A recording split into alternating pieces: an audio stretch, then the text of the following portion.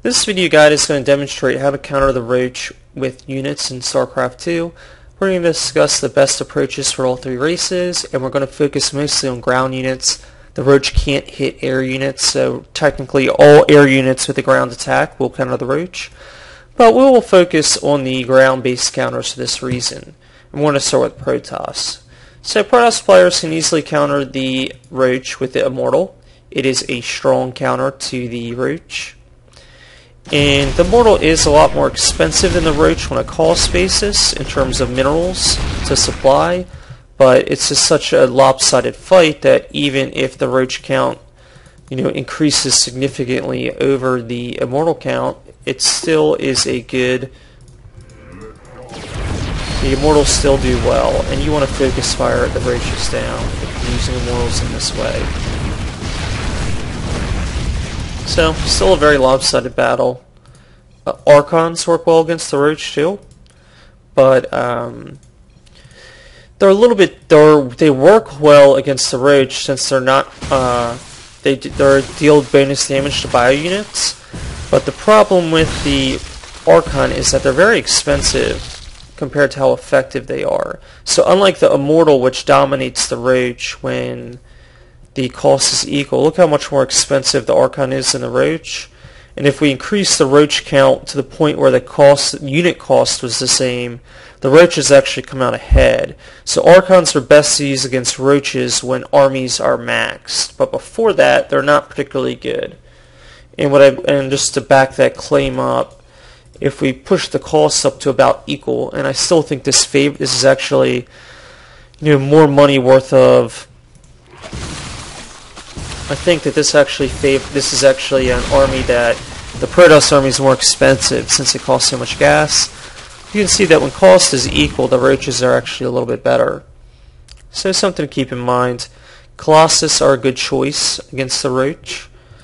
You will need extended thermal lance, research, which we have already added, and the reason for that is you want to be able to kite the Roaches. You don't actually want to take damage with your Colossi.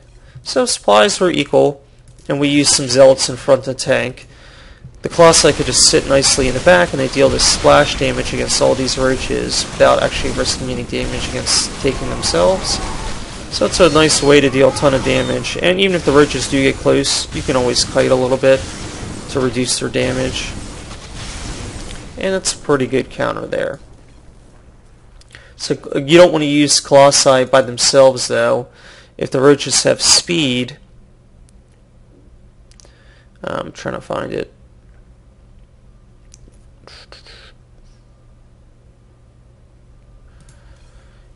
Then it just doesn't work nearly as well. So if you're just going to attack with Colossi outright like this, the enemy's going to just run under them, and they're going to do pretty well against the Colossi. And the Colossi still do okay, but you don't really want them taking damage. Roaches are cheap. It's just not something you really want to keep the Roaches separated from your Colossi. And a good unit for that is the Sentry. So imagine an army like a battle like this, where we had a bunch of sentries against a lot of Roaches. What you can do is create this little wall, and then you can push the Roaches away from your units. And the Immortal is going to actually outrange the Sentry here, or as the Immortal is going to outrange the Roaches and not actually be able to be attacked. Whereas if you just let these units fight on battle, if the Roaches are allowed to focus fire down the Immortal, it doesn't really work out so well for the Protoss player. So force fields are always a good option to use against the Roach. And that's really it for the Roach. One thing I do want to discuss is the Stalker. One thing to consider with the Stalker is that they're very expensive.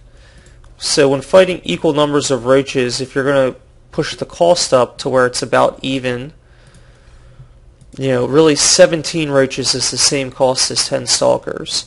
So it's actually not a good it's not really a good battle for the Protoss.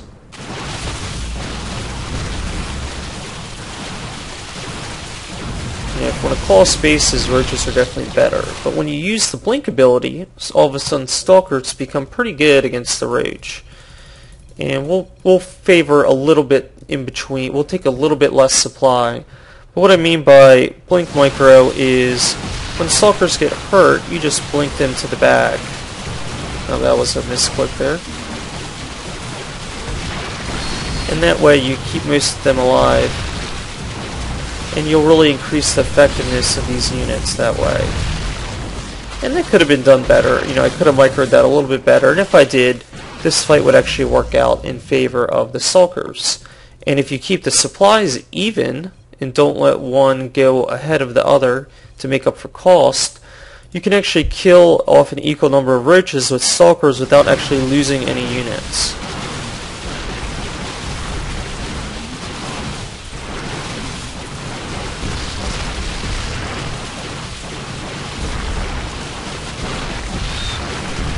So that's the ideal way to do it. And those are the ways to counter the Roach with Protoss. So as a Terran player, we're going to discuss them next. The Marauders are the best way to counter the Roach if you're using Bio. Marauders are very good, especially when you have the basic upgrades. And you don't even really need to kite the Roach, especially when they have their speed upgrade. It's kind of difficult to do. Marauders just straight up beat roaches. They're just good against them. So you don't even have to worry about it. If you're getting roach busted, try to get Marauders inside of a bunker. It does very well against the roach. Even if you had, say, 5 enemy roaches pushing up your ramp, if you can squeeze out, you know, 2...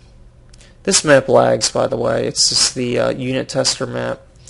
If you can squeeze out 2 Marauders in a bunker, you can really hold off a pretty superior sized roach army.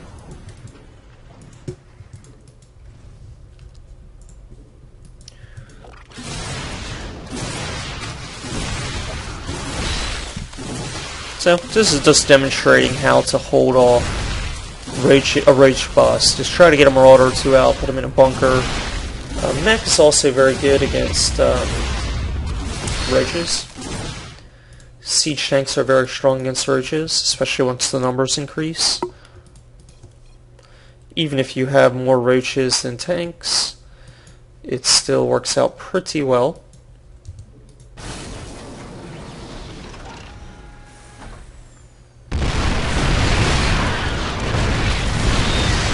And of course, you really want to try to tank for the roaches with something like a Hellbat, or I mean tank for the siege tanks with something like a Hellbat.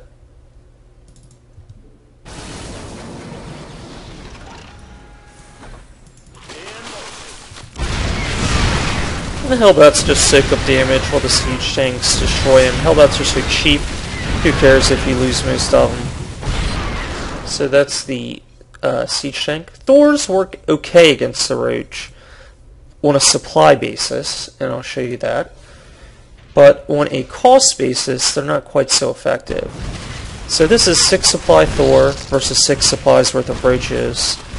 But if neither player is maxed out, that's not really the right battle because roaches are so much cheaper. It's really about 5 roaches is the equivalent cost of 1 Thor. And as you can imagine, this is a different battle. You have 3 roaches almost took down a Thor to half health, 5 are going to destroy it. I mean, it's going to be a close fight, but...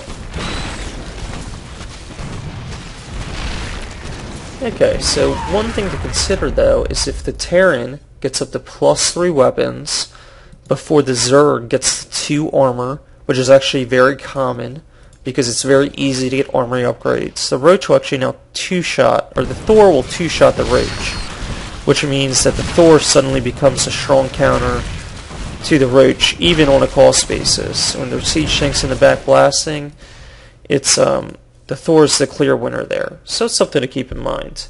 And really that's it, aside from air units for Roach counters for Terran. And other Terran units don't really perform so well against the Thor, or against the Roach. So other Roaches, they Roaches, obviously, as we're talking about, we're going to move on to Zerg now. Sorry about that. Roaches are obviously good against enemy roaches. Really, Zerg has no. They don't have any low tier unit that's good against the roach. So really, what ends up happening is most Zerg players will use roaches in the early game to counter enemy roaches. That's how it works. That's a mirror matchup, so those kind of things happen. But you can do things once you get up to tier 2 to counter the roach. A Mutalisk, not really one of them, and I will show you why.